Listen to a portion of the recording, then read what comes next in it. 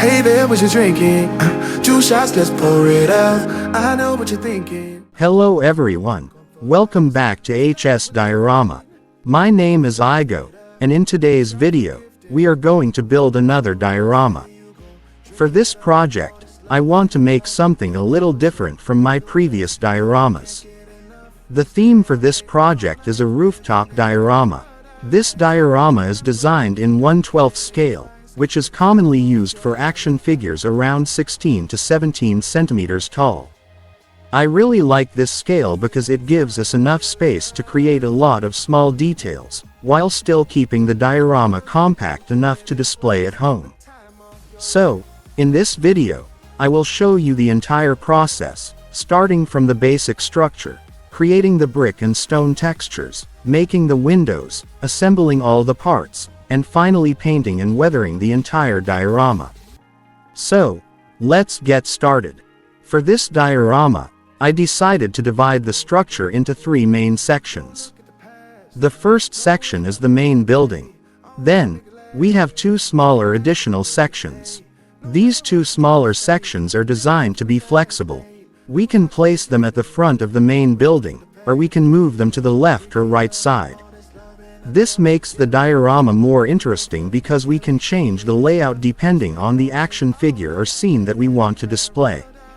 For the main building, I use a size of approximately 35 centimeters long, 10 centimeters wide, and 15 centimeters high. For each additional section, I use approximately 15 centimeters long, 10 centimeters wide, and 8 centimeters high. These measurements are not too large, but they are enough for a 1/12 scale scene. The idea is to create a rooftop that looks like part of an old urban building. I want the surface to look rough, old, and slightly abandoned. So, instead of making everything perfectly clean, I will add a lot of texture and weathering later. This will give the diorama a more realistic appearance. Now let's talk about the materials. The main material I use for this project is Polyfoam. I use Polyfoam with a thickness of about 1 centimeter. I really like using this material for dioramas because it is lightweight and relatively easy to cut. It is also easy to shape and modify. Another material I use is hardboard, or thick paper board, with a thickness of about 2 millimeters.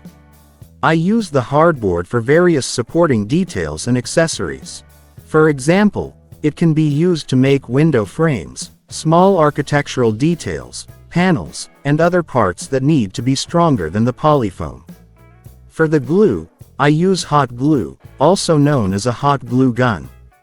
There are several reasons why I like using hot glue for this kind of project. First, it is strong enough for most of the parts in this diorama. And second, it can make the building process much faster. Hot glue dries very quickly. Usually, it takes only around 10 to 20 seconds for the glue to become firm enough to hold the parts together. This is very useful when we are building a large structure with many individual parts. However, hot glue also has some disadvantages. The biggest problem is that once the glue has dried, it is not easy to reposition the part. So, we need to make sure the position is correct before pressing the part into place. If we make a mistake, removing the part can sometimes damage the material. And of course, we also need to be very careful when using a hot glue gun. The glue is extremely hot. If it touches your skin, it can be very painful and may cause burns. So please be careful and always work safely. Now we can start working on one of the most important parts of this diorama. The brick texture. This is probably one of the most time-consuming parts of the entire project. If we want the wall to look realistic, we cannot simply paint some lines and call it finished. Each brick needs to have its own shape and texture. So, we need to be patient. The first thing I do is create the brick pattern on the surface of the Polyfoam. For this, I use a simple pen. I draw the horizontal and vertical lines to create the basic brick pattern. At this stage, I don't worry too much about making every brick perfectly identical. In fact, I prefer the bricks to look slightly irregular. Real old brick walls are rarely perfect. Some bricks are larger, some are smaller, and some are slightly damaged. Those small imperfections can actually make the final diorama look more realistic. After drawing the pattern, I start creating the rough texture. For this part, I use a small stone and a tool that I made myself. The purpose of this tool is to create a rough surface on the polyfoam. I press and rub the tool against the surface carefully. This creates small irregularities that will later become much more visible after painting. I made this tool myself because I wanted to create a specific texture. Maybe someday I will make a separate video showing how I make this tool. It is actually a very simple tool, but it can be quite useful when making diorama textures. After the polyfoam surface has become rough, I move on to the brick lines. Now I use a cutter to carefully carve along the pattern that I drew earlier. This step requires a lot of patience. Don't try to finish everything quickly. If you press the cutter too hard, you can cut too deeply into the polyfoam. Instead, make several light cuts. This gives you much more control over the shape and depth of the bricks. After creating the grooves, I use a pencil to emphasize the brick pattern. The pencil helps define the lines and makes the individual bricks easier to see. Again, take your time. The slower you work at this stage, the better the final result can be. Remember, this texture will become one of the main visual elements of the finished diorama. So, spending extra time here is definitely worth it. Next, we are going to make the windows. For the window frames, I use 2mm hardboard. You can also use thin wood if you have some available. Wood can actually create a very nice result, especially if you want a more realistic architectural appearance. For this project, the windows are approximately 10 centimeters high and 6 centimeters wide. I cut the hardboard into the required shapes and then assemble the frame. The window doesn't have to be extremely complicated. The important thing is to make sure the proportions match the scale of the building. Since this is a 1/12 scale diorama, the window needs to look natural next to a 16 or 17 centimeter action figure. After cutting all the parts, I assemble the window frame using hot glue. Then I add a piece of transparent plastic sheet, or clear plastic, behind the frame. This creates the appearance of real glass. The transparent plastic is a very simple addition, but it makes a big difference. Without it, the window can look flat and unfinished. With the transparent plastic, we get a more realistic glass effect. You can also experiment with slightly dirty or scratched transparent plastic if you want to create an older building. Now that the main components are ready, we can start assembling the building. I begin by attaching the main walls and structural parts. For this process, I continue using hot glue. Apply enough glue to hold the parts securely, but try not to use too much. Excessive hot glue can create unwanted bumps and make the final surface difficult to work with. I also add several small details using the 2mm hardboard. These small pieces may not seem important at first, but once everything is painted, they will help break up the flat surfaces and make the building look more detailed. This is one of the things I really enjoy about making dioramas. Small details can make a huge difference. Even a simple piece of hardboard can become a metal panel, a wall support, a frame, or part of an old building structure. Now I attach the windows to the building. Make sure they are aligned properly before the glue dries. Remember, with hot glue, we only have a few seconds to make adjustments. Once everything is in position, I let the structure sit for a moment. At this point, we can already start seeing the basic shape of the rooftop diorama. The main building is now taking shape, and the two smaller sections can be positioned around it depending on the layout we want. Before moving on to painting, I like to check the entire structure. This is an important step. Sometimes, when we build a diorama piece by piece, we don't notice small problems until everything is assembled. So I check the walls, the corners, the windows, and the additional sections. I also check whether the action figure can be placed naturally inside the scene. Since this is a rooftop diorama, there needs to be enough space for the figure to stand and move. I don't want the scene to look too crowded.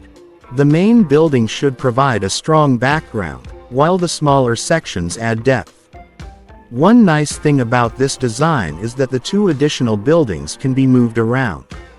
We can put them in front, or we can move one to the left and another to the right. This gives us several different display possibilities. It also means that one diorama can create several different scenes. Now we can move on to one of my favorite stages: painting. For this project, I use water-based paint. This is very important because Polyfoam does not work well with oil-based or solvent-based paints. Some solvent-based paints can damage or even melt the foam. So, always check your paint before using it on Polyfoam. For the first layer, I use black paint as the base coat. I apply the black color across the entire diorama. This includes the walls, brick texture, stone texture, windows, and other parts. The black base coat has several purposes. First, it covers the original color of the materials. Second, it creates a dark foundation for the colors that we will add later. And third, it helps create natural shadows in the deeper parts of the texture. When applying the base coat, make sure the paint reaches the small grooves, especially on the brick texture. If some areas remain unpainted, the final result may look uneven. So take your time and make sure everything is covered properly. After applying the black paint, we need to let it dry completely. This is very important. Do not rush into the next painting stage while the base coat is still wet. If the paint is still wet, the next layer can mix with it and create unwanted colors. Normally, I just let the diorama dry naturally. But if you want to speed up the process, you can use a hair dryer. However, be careful with the temperature. Don't hold the hair dryer too close to the Polyfoam. Use moderate heat and keep the air moving. We don't want to damage the foam or soften the glue. Once the black base coat is completely dry, we can move on to the main colors. Now comes the fun part: adding the main colors. For the stone texture, I use a dark gray color. I apply the dark gray over the areas that are supposed to look like stone. The goal here is not to make everything perfectly uniform. Instead, we want the surface to have some variation. For the red brick texture, I use a terracotta color. Terracotta is a great color for old red bricks because it is not too bright. It gives the wall a warm, slightly aged appearance. When painting the bricks, try not to completely cover all of the dark areas. The black base coat should still remain visible in some of the deeper grooves. This will naturally create shadows between the bricks. You don't need to make every brick exactly the same color. In fact, using slightly different shades can make the wall look much more realistic. Some bricks can be darker, some can be lighter, and some can have a little more brown or gray. This kind of variation makes the wall look old and natural. After the main colors have dried, we can start adding more details. This is where we use a technique called dry brushing. Dry brushing is one of my favorite techniques for diorama painting. It is simple, but it can create a very strong effect. For this technique, I use a light gray or white color. Put only a small amount of paint on the brush. Then remove most of the paint using a cloth or tissue. The brush should look almost dry. After that, gently brush the surface of the diorama. Don't press too hard. The paint will mainly stick to the raised parts of the texture. The deeper areas will remain dark, and this creates a very nice highlight effect. On the stone texture, dry brushing helps bring out the rough surface. On the brick texture, It makes the individual bricks much easier to see. This is why creating a good texture in the beginning is so important. The better the texture, the better the dry brush effect will look. I usually repeat this process several times. Start with a darker gray. Then gradually move toward a lighter gray. You can also use a small amount of white for the final highlights. But don't use too much. If you add too much white, the surface can become too bright and lose the old, dirty appearance. So, remember, less is more. Now the diorama is starting to look much more realistic. But I still want it to look old and slightly abandoned. So, we need to add some dirt and weathering. For this, I use brown and black paint. I apply these colors only to certain areas. For example, around the bottom of the walls, around the windows, inside corners, near cracks, and in some areas where dirt would naturally collect. The idea is not to make the entire building black and dirty. Instead, we want to create controlled areas of weathering. Real buildings are usually not dirty everywhere. Dirt tends to collect in specific places. Corners are often darker. The bottom of a wall can become stained. And areas around windows can collect dust and moisture. By thinking about where dirt would naturally appear, we can make the weathering much more believable. You can also mix a little brown with black to create different shades of dirt. Try using a sponge for some areas if you want a more random texture. The important thing is to avoid making the pattern too repetitive. Random imperfections usually look more realistic. At this point, most of the main work is finished. The building has its main colors. The brick texture is visible. The stone texture has been highlighted. The windows are installed, and the weathering has been added. Now I take some time to inspect the entire diorama. I look at it from different angles. Sometimes, when we look at a diorama from one direction, everything looks perfect. But from another angle, we may notice an empty area or a detail that needs more attention. So this is the time to make small corrections. Maybe one brick needs a little more highlight. Maybe one corner needs some additional dirt. Or perhaps one section looks too clean compared to the rest. These small adjustments can make the final result much better. And now, we can finally see the rooftop diorama coming together. I really like the combination of the dark stone, red brick, and weathered surfaces. The different textures give the building a much stronger personality.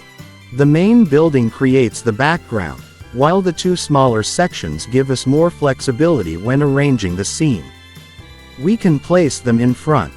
We can move them to the left. Or we can move them to the right. This means we can change the composition depending on the action figure we want to display.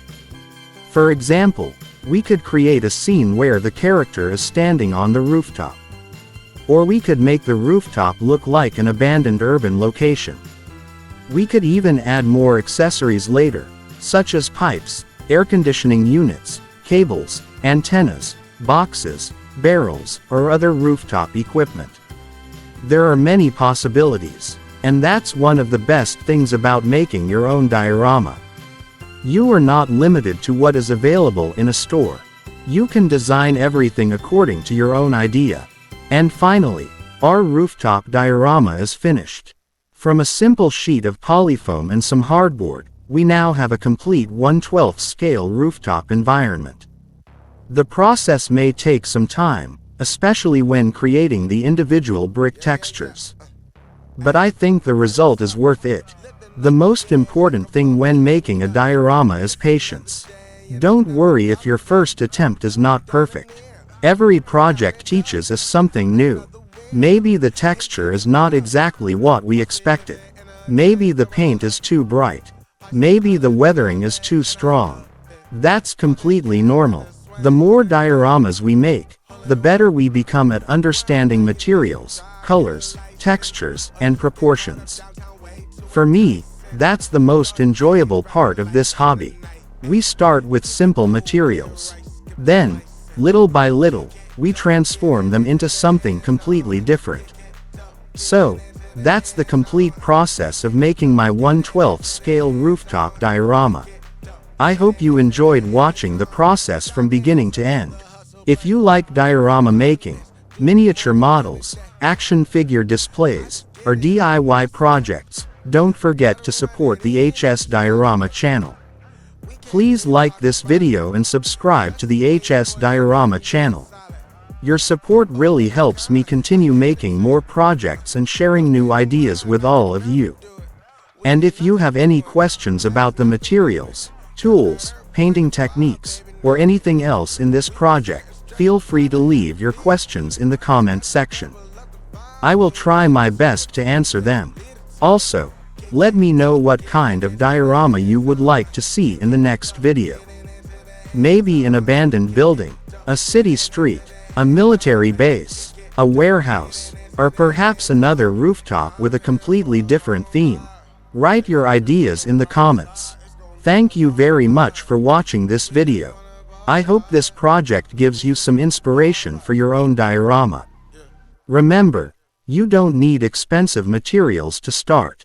Sometimes, simple materials like polyfoam, cardboard, glue, and paint are enough to create something really interesting. Just be patient, enjoy the process, and don't be afraid to experiment. Once again, thank you for watching. This is Igo from HS Diorama, and I'll see you in the next video. See you next time, and happy diorama making.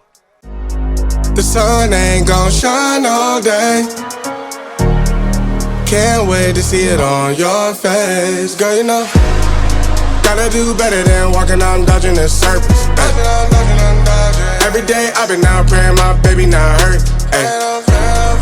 All of the weather we doing, I promise it's worth it. Ay. Open the curtains, ay. Baby I'm certain. Ay.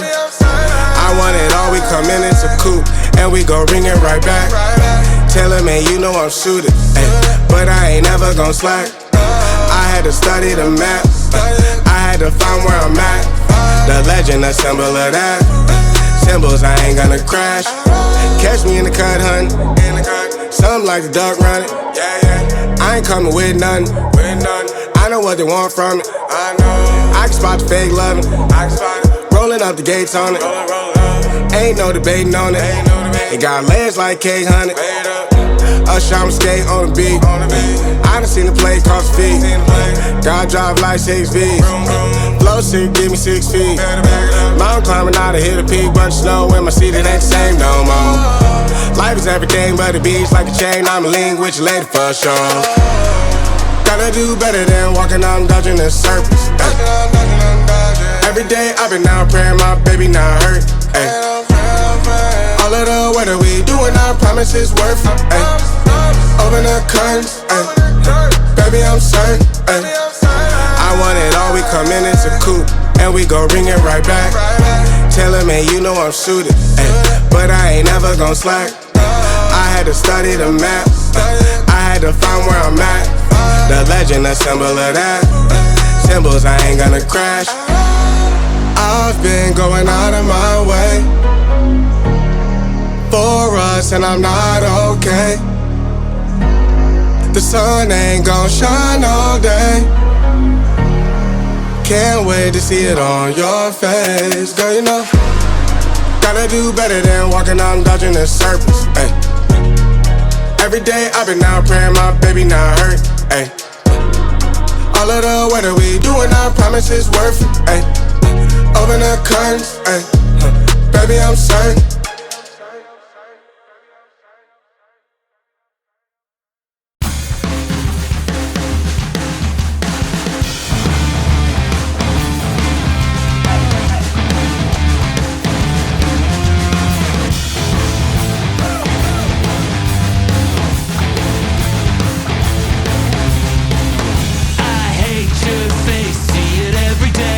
Try to block you, but you just don't go away.